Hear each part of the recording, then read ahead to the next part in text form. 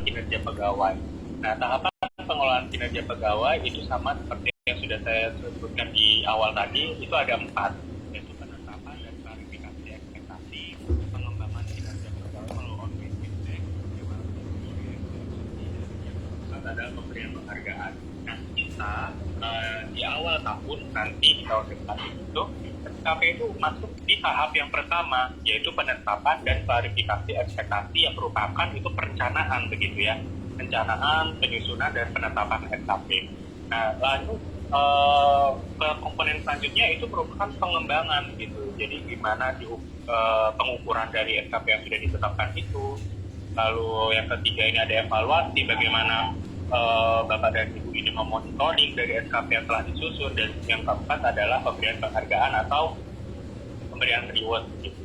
Nah, yang ketiga ini kan sudah masuk implementasi gitu.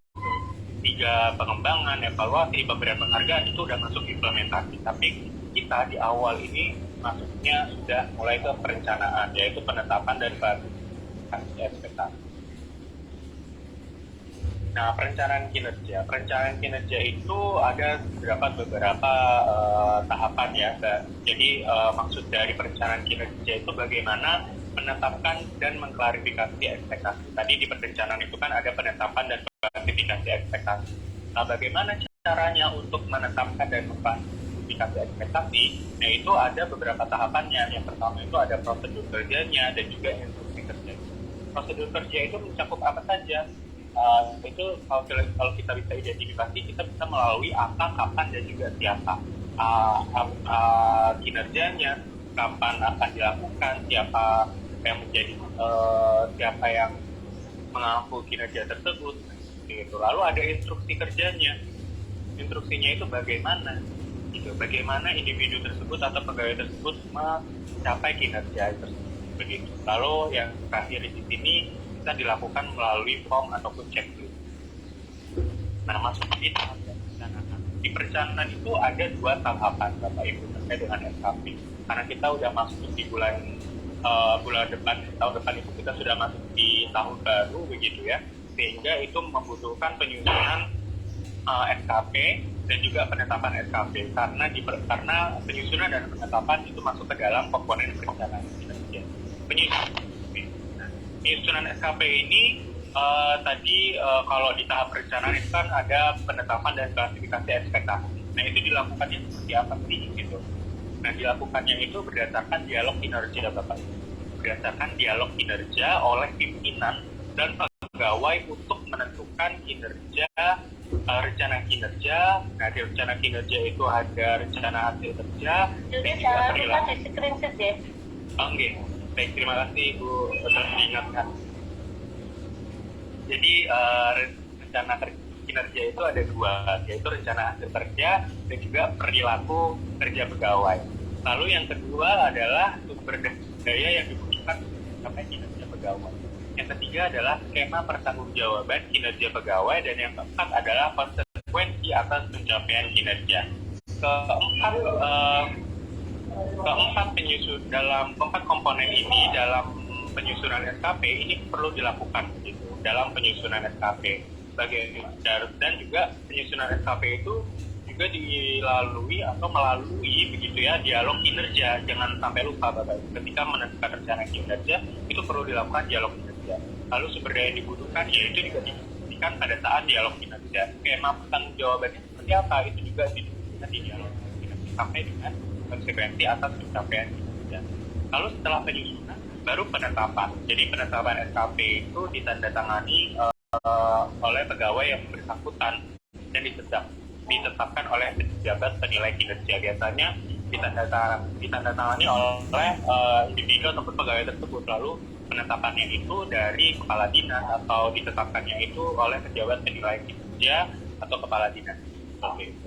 Lalu yang kedua di sini dalam penetapan SKP itu dilakukan setiap tahun untuk perencanaan awal, dan perencanaan awalnya itu paling lambat dilakukan pada akhir bulan Januari tahun kinerja. Jadi penetapan SKP itu kalau bisa dilakukan pada saat akhir bulan Januari begitu ya, paling lambat. Nah, sekarang ini nanti kita akan berdiskusi begitu ya mengenai SKP sebelum akhir bulan Januari mengenai penetapan SKP. Nah, di sini ada beberapa catatan penting Bapak Ibu terkait dengan penyusunan SKP. Jadi memang penetapan dan pengklarifikasian ekspektasi ini dilakukan di awal tahun, kemudian akan berkembang sesuai hasil umpan balik dan penugasan kepada pegawai. Lalu setiap penugasan baru, pegawai wajib melakukan klarifikasi ekspektasi kepada pimpinan. Jadi ketika ada penugasan baru yang dilakukan oleh pegawai, itu wajib begitu ya melakukan klarifikasi ekspektasi. Jadi ekspektasinya itu seperti apa yang akan dilakukan ketika ada kinerja baru yang ingin dilakukan begitu ya. Nah itu nanti disampaikan kepada pimpinan. Apakah pimpinan itu setuju atau pimpinan itu bisa membantu begitu untuk menyukseskan penugasan baru pegawai tersebut. Nah ini keselarasan begitu ya untuk bagaimana penyelarasan kinerja organisasi ke kinerja individu. Jadi kalau kita lihat dalam penyusunannya itu ini harus selaras begitu ya antar dokumen perencanaan baik yang di daerah maupun di perangkat daerah. Karena memang PK dan juga SKP itu merupakan salah satu dokumen perencanaan di mana itu harus selaras dengan yang ada di perangkat daerah. Tentu dokumen perangkat daerah juga harus selaras dengan apa yang ada di RPJMD. Nah ini kalau kita runtutkan ke bawah gitu ya, dokumen RPJMD itu harus selaras dengan dokumen rencananya. PK dan juga SKP itu harus selaras juga dengan dokumen rencananya. Seperti itu. Nah kalau kita lihat bahwasanya SKP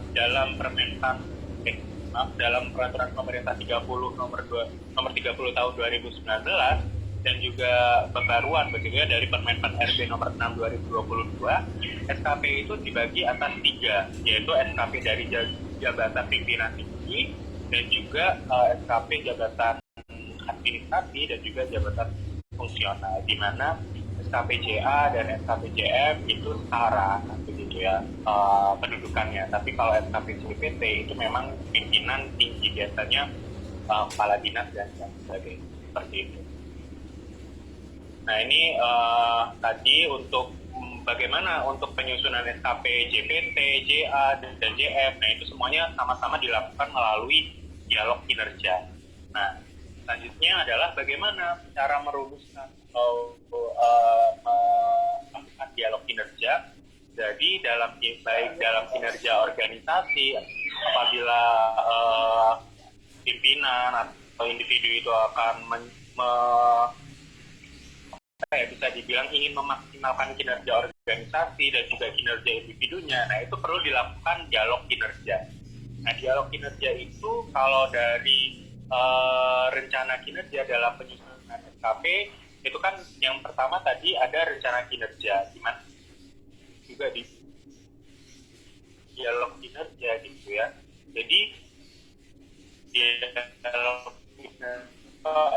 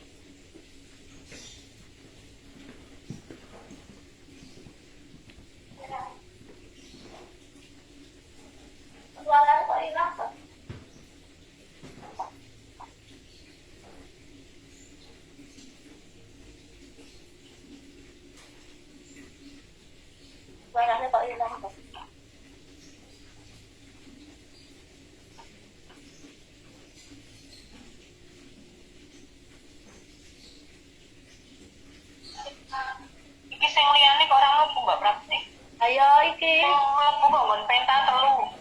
Harus tak umumke. Mas Partono lagi ke sama Pak Agus. Di Waktune sing ora pas yo. Waktune iki dek sibuk kabeh to, jane Iya. kabeh ngono kae. Oke. Dadakan kok iki, dadakan. Ya ora iki kan bimbingane kan lagi wingi sing kae Pak Agus kae aja bare diteruskan Zoom meeting-nya. Nah, mungkin karena sing pinter sing terakhir tuh kan waktunya mepet ya jadi dhewe gak sibuk to, Mbak. Ayo, jadi nek wis longgar kabeh. Tanggal 21 soalnya Bu. Coba Ibu lihat di WA. Jadi nek koyo ngene soalnya ini kan semuanya kan bikin toh. Iya.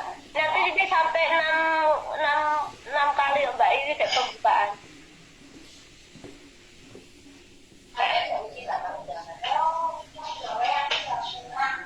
Iki nek undangannya pas apa Mbak? Sekone Uniblane apa kita yang ngatur jadwalnya? Oh, yang Uniblanya bisa apa? Bisa mulai kapan setelah kemarin setelah itu aja. Saya kan ingin kita kan sibuk Mbak. Iya. Monggo diteruskan Mas Duris. Oke, mohon maaf Bu, tadi ada trouble sedikit. Iya. Ini saya coba lanjutkan kembali. Jadi tadi bahasannya kita sampai bagaimana sih melakukan dialog kinerja, dan dalam dialog kinerja itu kita membahas mengenai apa saja begitu ya.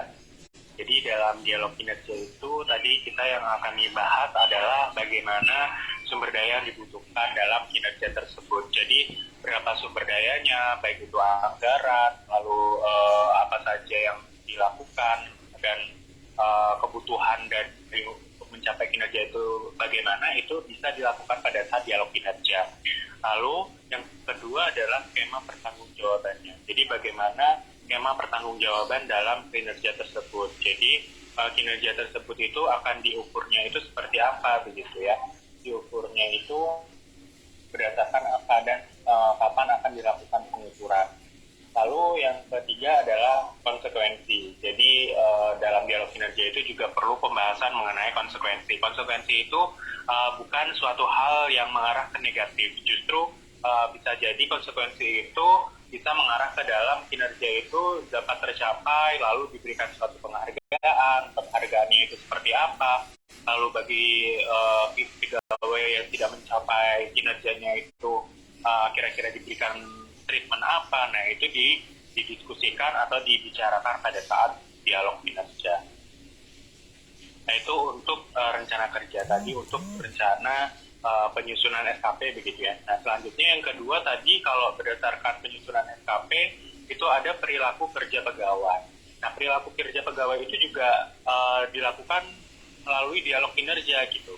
Nah, sebagaimana kita tahu bahwasannya perilaku kerja itu kita mengacunya pada core value ASN, yaitu ASN berakhlak, di mana mulai dari aspek-aspek yang berakhlak itu dijabarkan gitu ya, bagaimana pegawai itu bisa mencapai akuntabel, kompeten, harmonis, loyal, adaptif, dan juga kolaboratif.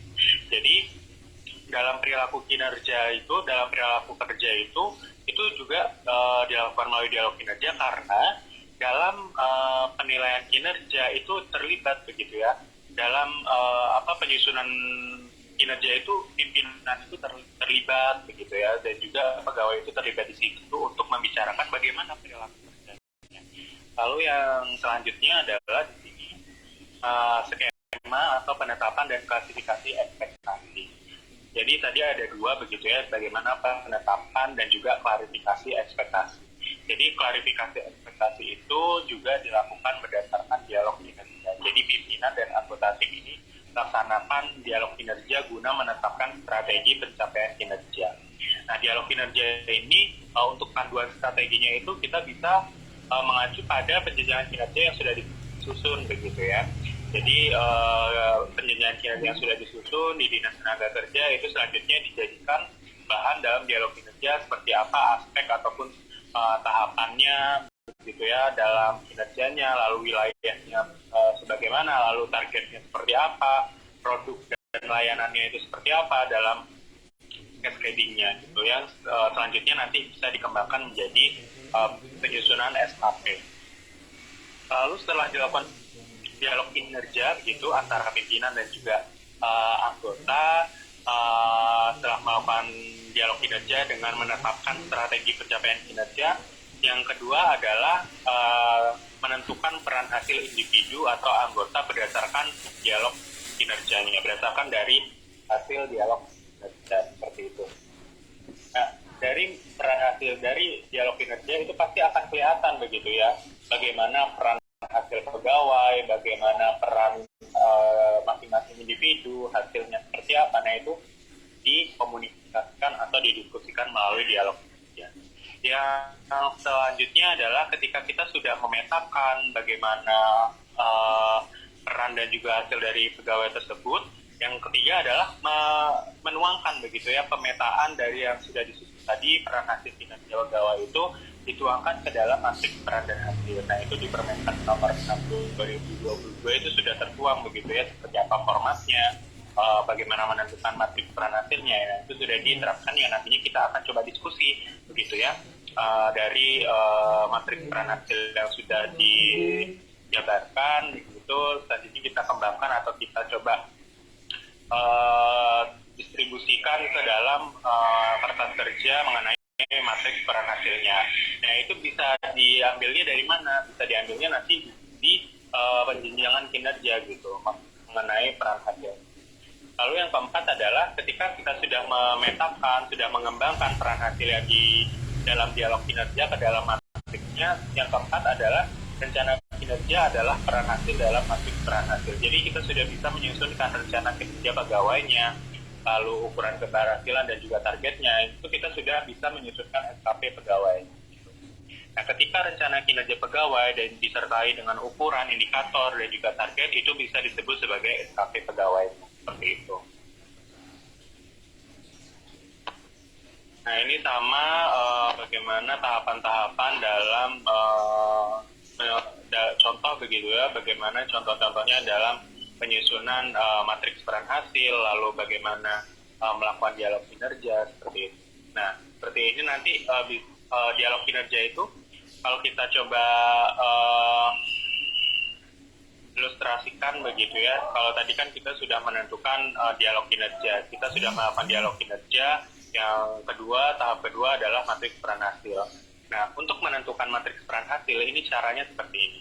Jadi ketika kita sudah berdiskusi di dalam dialog kinerja, kita sudah mengetahui apa saja kinerja yang akan dilakukan, siapa saja perannya, hasilnya seperti apa. Selanjutnya menentukan matriks peran hasilnya. Jadi yang ditulis atau yang dilakukan dalam matriks peran hasil itu adalah yang pertama di sini tuliskan kinerja yang berupa intermediate outcome atau produknya, layanannya, yang diampu oleh JPT atau ketua tim di baris paling atas tabel.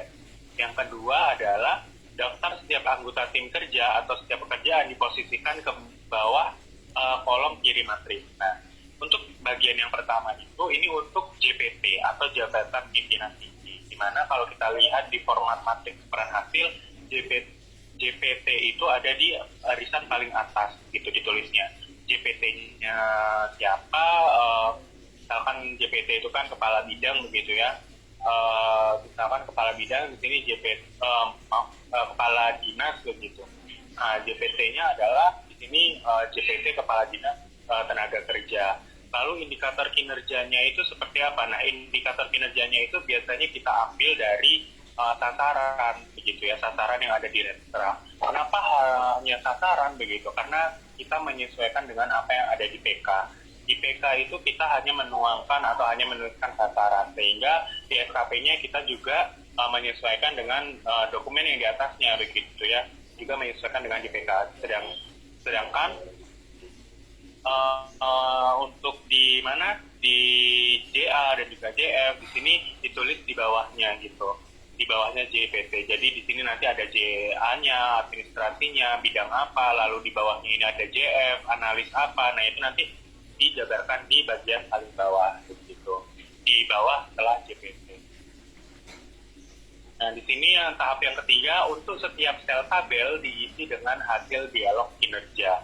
di mana hasil dalam dialog kinerja itu yang pertama bisa apa yang harus dihasilkan atau dilakukan oleh anggota unit, misalkan menyelesaikan apa, terus terlaksananya apa. Nah, dari situ kita bisa lakukan dalam dialog kinerja.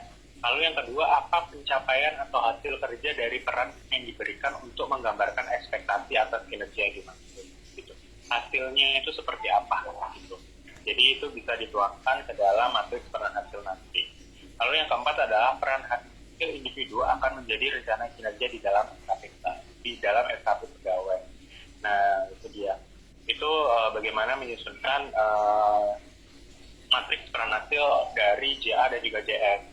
Nah, itu bisa kelihatan itu pada saat penilaian kinerja. Jadi dalam penilaian kinerja kan kemarin sudah tersusun begitu ya cascading-nya, itu mulai dari kita pemetaan sasaran, indikator sasaran, indikator program, kegiatan sampai dengan subkegiatan. Nah, itu bisa memudahkan Bapak Ibu dalam penyusunan SKP-nya karena tinggal kita mengacu aja dengan cascading yang sudah dibuat begitu. Nah, selanjutnya adalah PK. Kita udah masuk ke PK.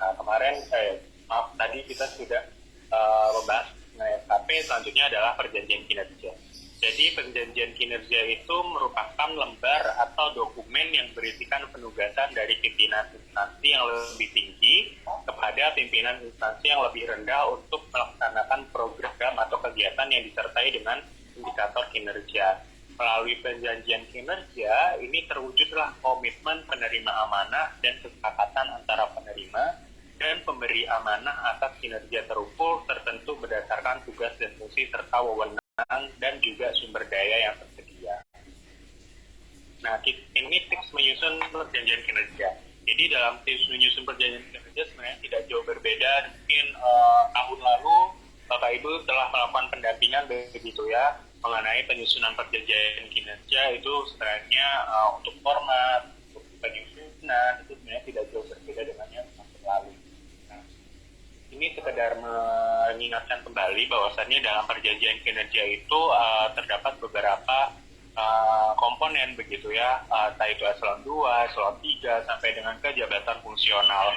Nah, untuk penyusunan perjanjian kinerja di eselon 2 itu memuat sasaran strategis yang digunakan menggambarkan outcome atau hasil, di mana sasaran yang ada di Renstra beserta indikatornya. Nah, inilah kenapa tadi pada saat SKP untuk yang JPT, IKI yang ditulis adalah sasaran, gitu ya, sasaran yang ada di Renstra, karena mengikuti dengan apa yang ada di PK.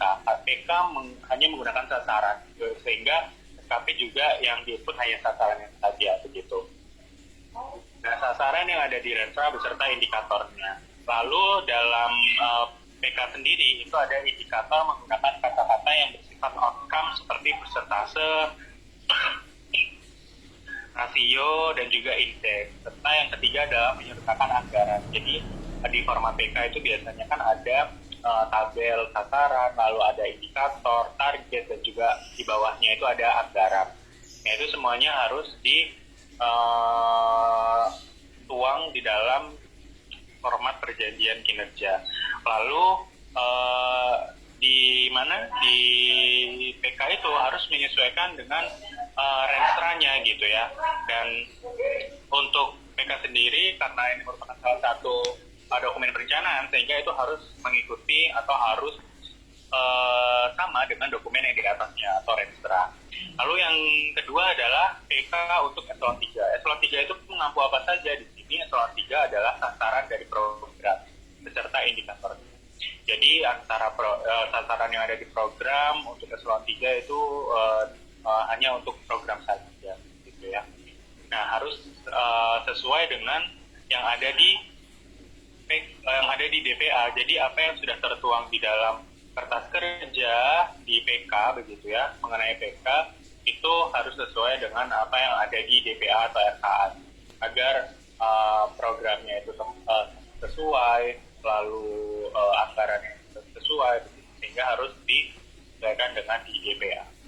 Lalu bahasa sasaran ini menggunakan kata kinerja outcome seperti meningkatnya atau tercapainya. Jadi dalam perjanjian kinerja biasanya kita mengenal program produktivitas tenaga kerja misalkan begitu ya. Nah di situ untuk di PK itu tinggal ditambahkan saja, kalau bahasa program berarti kalau di PK adalah tercapainya produktivitas tenaga kerja begitu. Nah itu tinggal ditambahkan saja kata meningkatnya atau tercapainya. Gitu. Lalu indikatornya biasanya menggunakan persentase serta menyertakan program yang bertanggung jawab. Programnya itu apa? Maksudnya anggaran programnya itu berapa? Nah, untuk perjanjian kinerja jabatan fungsional itu mengampu kegiatan dan juga kegiatan beserta indikator. Lalu bahasa yang digunakan adalah terlaksananya, tersusunnya, tersedianya, begitu. Jadi, untuk jabatan fungsional itu mengampu kegiatan, subkegiatan beserta indikator. Nah, itu harus selaras dengan apa yang sudah dituangkan di dalam dokumen Renja, Renstra maupun RKA. Lalu bahasa yang digunakan atau bahasa sasarannya itu biasanya menggunakan terlaksananya, susunnya, tersedianya, seperti itu. Lalu indikator menggunakan kata-kata bersifat output. Biasanya outputnya itu nanti diubah menjadi jumlah, gitu ya, karena sudah masuk ke dalam petanya Japung, sehingga indikatornya itu berubah menjadi jumlah. Lalu yang keempat, menyertakan anggaran, itu. Nah ini untuk susunannya. Jadi kalau eselon 3 itu program, Japung itu subkegiatan dan juga kegiatan. Nah ini tips bagaimana atau tips dan trik begitu ya, bagaimana menyusun dan juga menyelaraskan antara Renstra dengan perjanjian kinerja. Nah tentu yang digunakan nanti targetnya adalah target 2023 karena ini akan digunakan pada saat di 2023. Sehingga untuk targetnya itu harus menyesuaikan dengan yang di 2023. Baik itu target, lalu anggaran itu menyesuaikan dengan tahun yang berjalan nanti, seperti itu. Nah ini mungkin sekilas Bapak Ibu terkait dengan tahapan teknisnya begitu ya, terkait dengan penyusunan SKP hingga ke PK. Mungkin di sini SKP terlebih dahulu begitu ya, ini hanya contoh saja dan contohnya ini diambil dari dinas BPPD begitu ya, dari BPWD.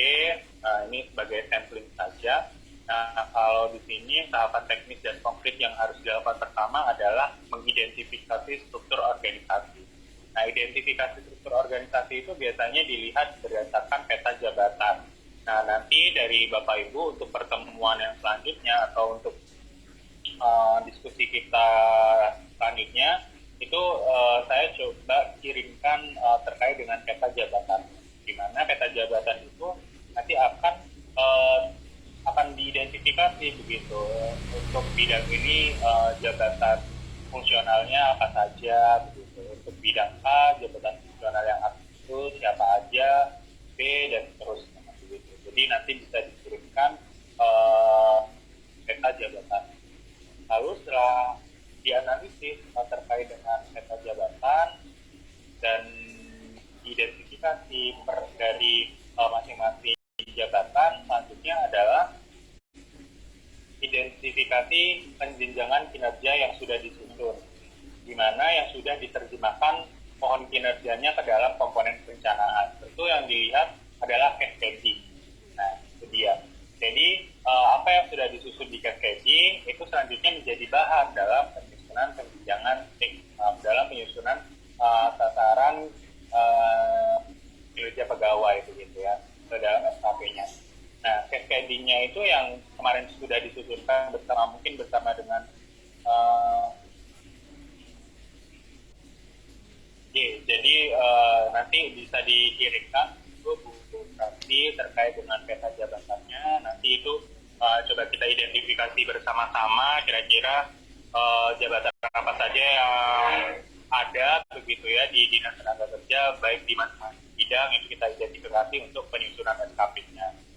Nah, yang kedua tadi itu kita identifikasi cascading. Nah, kemarin kan bersama dengan Mbak Alidia sudah menyusun hingga cascading ini ya. Cascading ini yang bentuknya seperti ini.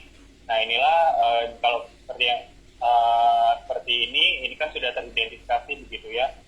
Jadi siapa yang mengampu program tersebut, lalu yang mengampu, kegiatannya siapa yang mengampu, baik sampai dengan subkegiatan. Itu kita coba identifikasi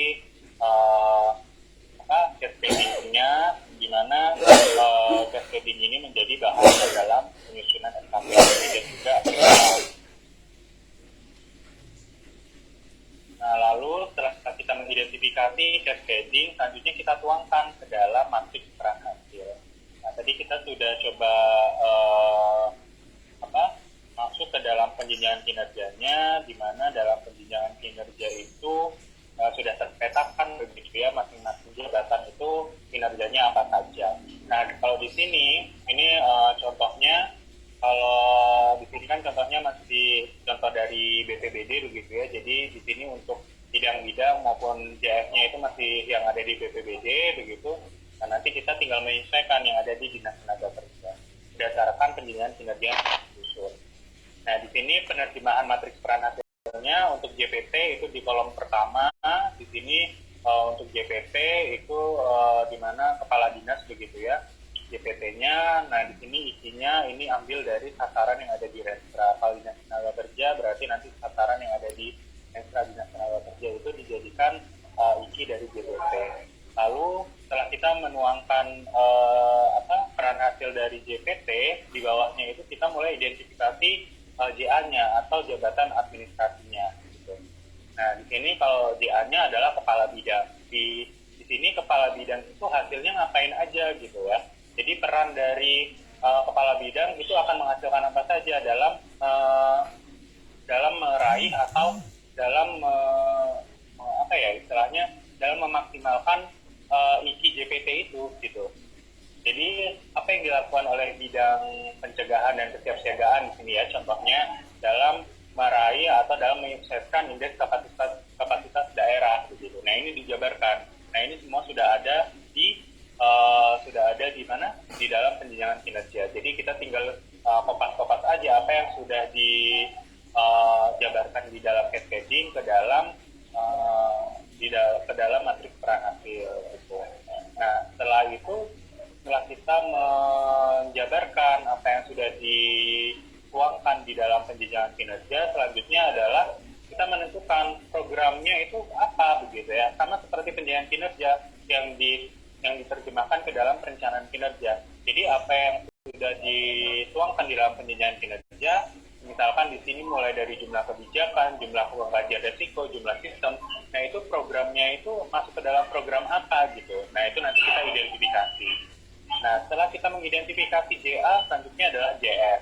JF dari bidang pencegahan dan kesiapsiagaan. Oh ternyata di sini JF di bidang tersebut hanya satu, yaitu analis kebencanaan ahli muda. Di dalam analis kebencanaan ahli muda itu kinerjanya apa saja yang dilakukan atau dia mengampu apa gitu ya. JF ini mengampu apa kinerjanya gitu. Oh ternyata mengampu persentase WN yang memperoleh layanan informasi rawan bencana, lalu ada jumlah dokumen kajian resiko yang didelegasi. Nah di sini dari JF ini selanjutnya dipetakan apa yang kinerja yang dilakukan oleh JF tersebut itu kegiatan apa ya gitu ya.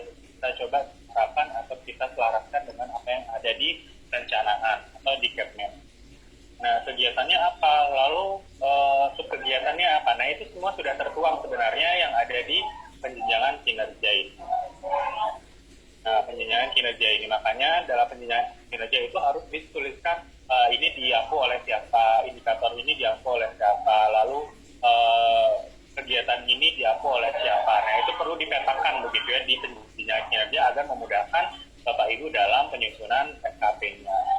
Nah baru setelah kita melakukan ketiga tahap tersebut, selanjutnya adalah menuliskan dalam format PK dan juga SKP-nya. Nah ini merupakan tahap akhir di mana kita. Nah itu bagaimana Bapak Ibu dalam menuliskan atau dalam menyusun PK dan juga SKP. Untuk PK sebenarnya formatnya tidak jauh berbeda dengan apa yang sudah dituangkan kemarin begitu ya, tahun lalu lebih tepatnya. Itu sama untuk formatnya, ada pihak pertama, pihak kedua, baru itu penjabaran dari perjanjian kinerjanya. Nah itu sama begitu ya formatnya.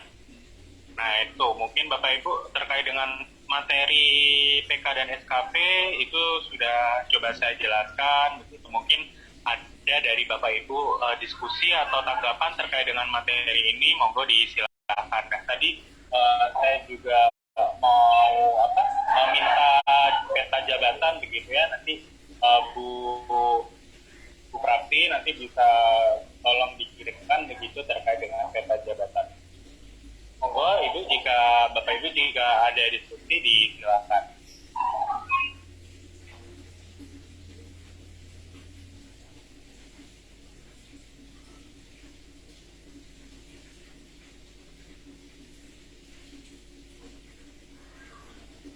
Ada yang mau ditanyakan mungkin Bapak Ibu terkait dengan PKSKP?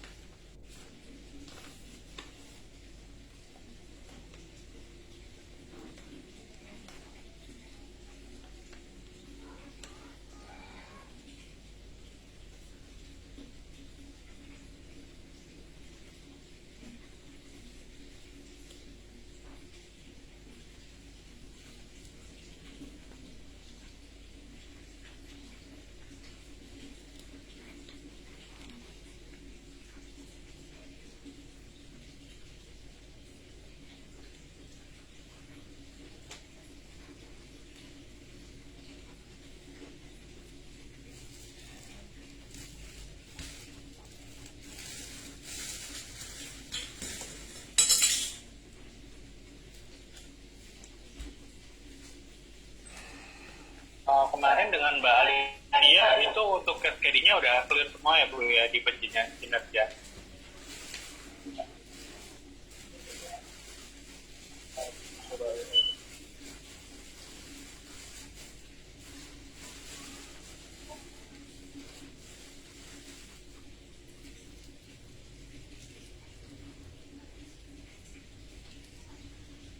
Nah ini kemarin berarti menggunakan yang ini ya Bu ya untuk penjenjangan kinerja di Dinas Tenaga Kerja.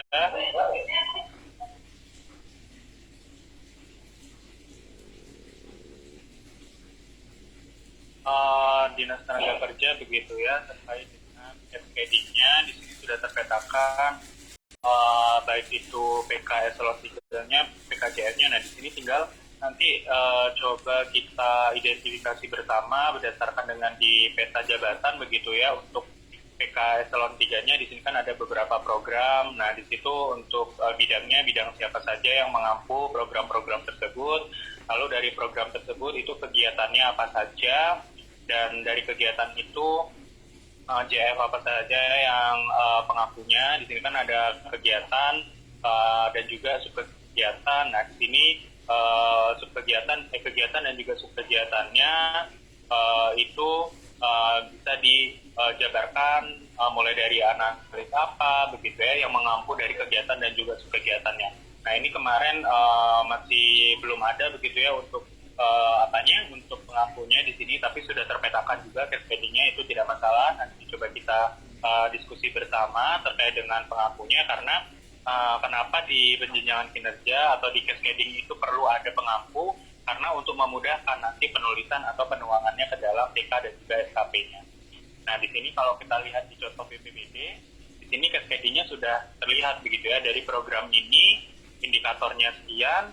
Nah itu diampu oleh bidang apa sih? bidang-bidang apa saja begitu ya, terkait dengan programnya. Nah, lalu turun ke bawah terkait dengan kegiatan. Nah, di sini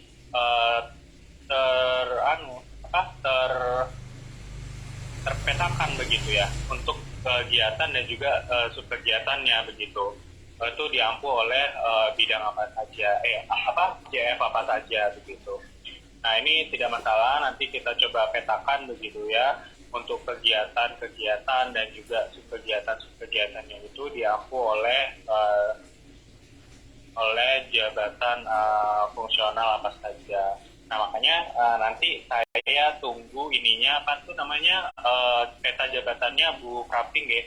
Terkait dengan peta jabatannya nanti coba kita diskusi bersama terkait dengan kegiatannya, karena di BPBD pun ini hanya satu program begitu, hanya satu program dan juga kegiatannya hanya satu, jadi mudah begitu pemetaan pengampunya gitu ya. Jadi tentu meskipun programnya satu, berarti seluruh bidang yang ada di SOTK itu mengampu di program tersebut. Mungkin bedanya adalah nanti JF-nya begitu ya dalam kegiatan dan juga subkegiatan. Mungkin itu Bapak Ibu terkait dengan SKP. Nanti coba dikirimkan terlebih dahulu begitu mungkin terkait dengan peta jabatannya, agar nanti saya coba identifikasi juga terkait dengan pengampunya. Tentu juga akan berdiskusi dengan Bapak Ibu sekalian terkait dengan apa yang sudah dituangkan di dalam SPD, itu pengampunya siapa saja. Mungkin seperti itu untuk pengantar awal Bu Prapti terkait dengan PK dan SKP. Nah, mungkin ada pertanyaan mungkin atau ada diskusi, monggo silakan Bapak.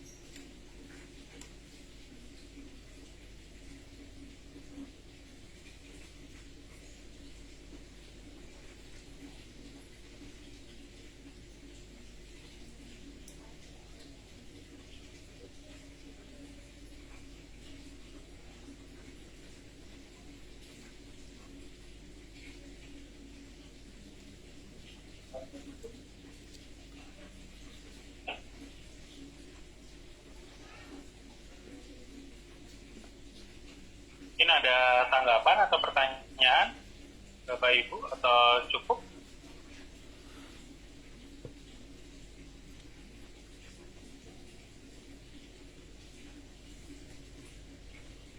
Masih di mute Bu Prapti suaranya.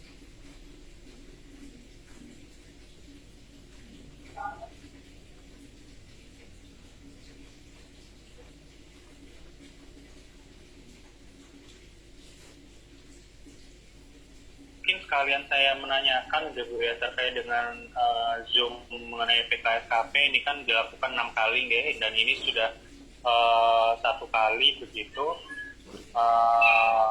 sudah dilakukan 1 kali, tinggal 5 kali lagi.